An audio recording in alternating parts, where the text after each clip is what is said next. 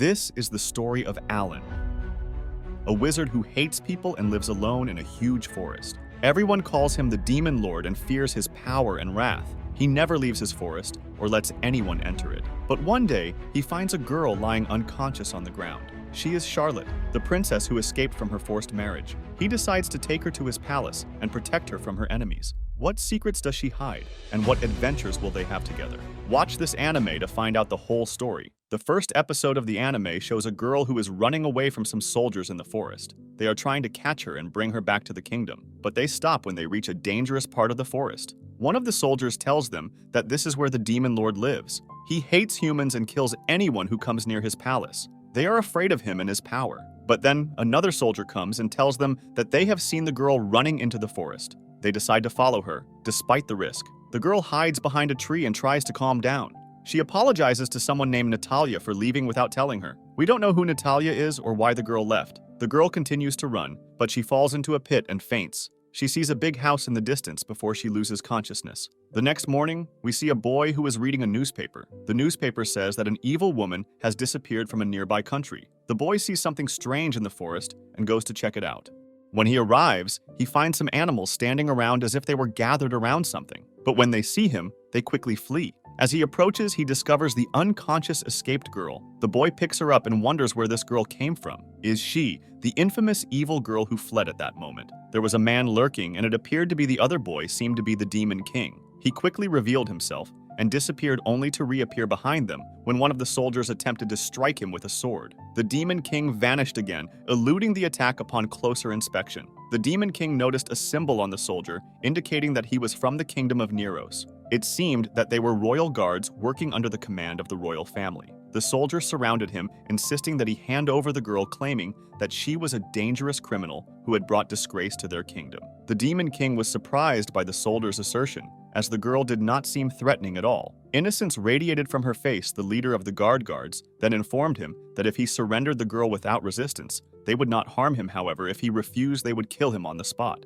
At this point, the Demon King vehemently refused to comply with their demands, stating that he would not surrender the girl no matter what he believed, that she was innocent and escaping from an unjust situation when the soldier attempted to strike the Demon King. He swiftly evaded the blow encountered, knocking the soldier to the ground. In response, the other soldiers decided to attack him collectively. But the Demon King unleashed an advanced ability called the Icy Bind that incapacitated them all, freezing them in place. He then revealed his true identity with half of his hair black and the other half white, leaving the leader of the soldiers to wonder if he was indeed the Demon King who had been living in the forest all along. At that moment, he tells him, "No, you are mistaken. I am the great Demon King." He then attacks the soldiers and defeats them all afterward.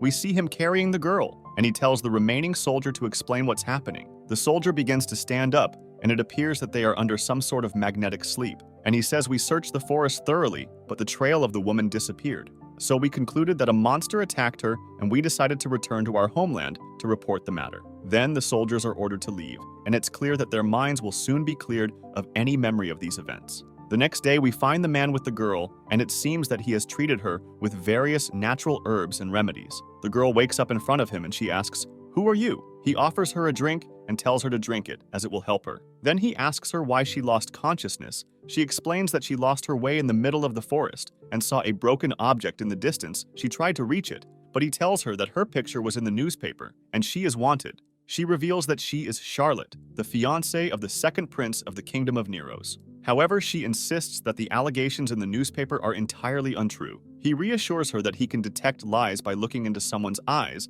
and sees no trace of dishonesty in her eyes. This brings tears to Charlotte's eyes, and he asks her why she's crying. She explains that she's not injured, but is grateful for being the first person to believe her. He then asks her to tell him the reason for her exile. Charlotte starts to speak and tells him that it all started suddenly when they were in the palace. This man Syl began speaking about her, and they all started talking about her as well, saying that she is a noble lady engaged to the prince for years, and that she seems to be his lover's child. Charlotte begins to advance, but this man tells her that her evil actions have been exposed and she has no other way to defend herself. He continues saying that no one doubted the words of Prince Syl, and after all that they will arrest her on charges of treason. He says our engagement will be cancelled, and the guards take her away. Then he bursts into a wicked laugh and the guards come and take Charlotte away to prison.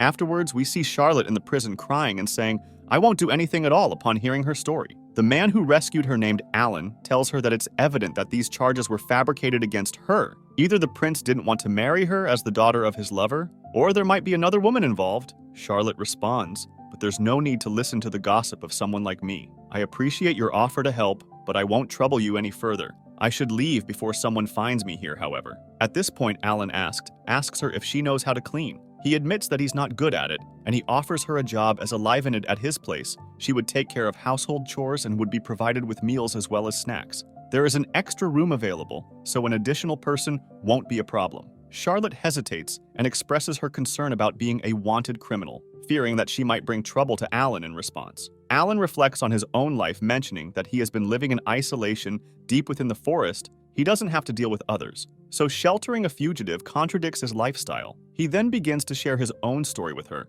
revealing that he too was betrayed in the past by someone who took advantage of him. He tells her that 3 years ago he was invited to join a certain group, seeking an exciting adventure. However, they used him to break a seal to steal a treasure they were searching for, and abandoned him in front of a crowd of monsters. Their intention was to exploit him, and he suffered the same betrayal. She did. Charlotte is surprised by his genuine reaction and says, "You believe my story without hesitation." Alan responds, "That's true. I live in seclusion deep within the forest, and I have no need to interact with others. So housing a fugitive is against my nature." He then continues to speak with her and says, "I think we have a lot in common." Charlotte thanks him, but reiterates her concern about causing trouble. Alan, however, seems determined to help her, despite the potential problems she may bring. Then she told him that she appreciates his concern, but she will cause him trouble, so she cannot accept his offer. Alan, in a clever move, makes her believe that he has placed a deadly curse on himself.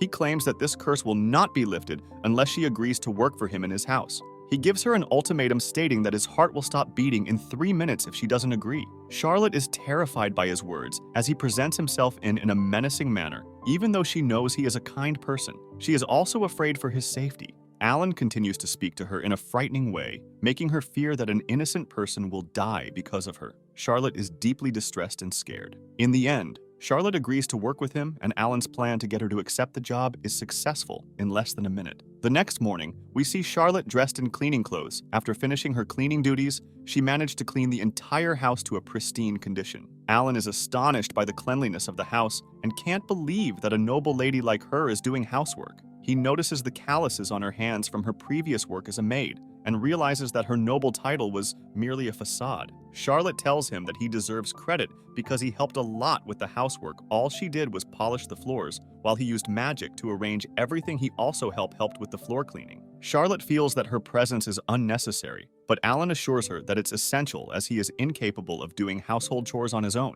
He mentions that if left alone, he wouldn't even think about cleaning Charlotte, then asks him what he wants her to do now, and he says she can do whatever she likes until dinner time. She expresses concern about the possibility of stealing something from the house, but he assures her that there's no need to worry because bought everything they needed during his shopping trip and there's no money in the house. He tells her not to be concerned about it, as this is his initial investment in her. Then he tells her that she can read books from the library or work in the garden if she wishes. Charlotte enters the library with Alan, and is amazed by what she sees. Alan tells her that he has some work to do, so he doesn't want her to disturb him. Charlotte leaves the library to let him work alone. Alan sits at his desk and contemplates how he can't ignore someone in trouble, but he struggles with interacting with others. As the sun sets, Alan realizes it's time to light the lamps. He notices Charlotte in his room and is startled, asking her what she's doing there. She reminds him that he told her to do as she pleases. He's surprised, but appreciates that she's taken the initiative. He reflects on her boredom, as she has no hobbies due to her strict upbringing. He asks her about her happiest memory, and she recalls a moment from 2 months ago when her little sister Natalia brought her some fruit. Even though it was slightly spoiled, she couldn't usually enjoy snacks, so it meant a lot to her. Alan's face appears unsettling, and Charlotte asks why he looks so scary. He responds that this is the face he was born with, and someone like him enjoys their time at the magical academy. Every day, he made his professors shed tears with his relentless questions and blew up classrooms with potion experiments in his thoughts. He believes Charlotte should have the best moments of her life with him. Even though she doesn't have hobbies or happy memories, he offers to give her an intensive course in all the mischief in this world, implying immoral and addictive pleasures. Charlotte is concerned about the cost, but Alan assures her that he sold his magical equipment for a large sum of money. He explains that by mischief, he means joy and fun, but he also hints at more questionable activities. He appreciates her honesty and innocence, which he finds rare in today's world, and he bets that she has never opposed the Duke's family before. Charlotte replied that they were kind enough to allow her to stay there. And then Alan said to her, "You will indulge in pleasures and turn into a monster that loses control of its instincts." Charlotte was very afraid, saying we shouldn't do bad things. He reassured her, "Don't worry, we won't do anything that violates the law. We will just indulge in mischief. Even good wives, strict teachers, and model religious men become obsessed with it." Then more cake, drinks, and sweets were brought before her. He told her to eat and drink everything delicious. She hesitated. Alan Sand thought that they didn't feed her well at the Duke's house, and it was clear that they treated her as a servant, despite the facade of being part of the family Alan-S. Then presented her with a piece of the most popular cake on the store's menu. Charlotte told him that she couldn't eat cake for dinner and couldn't repay him more than she already owed him.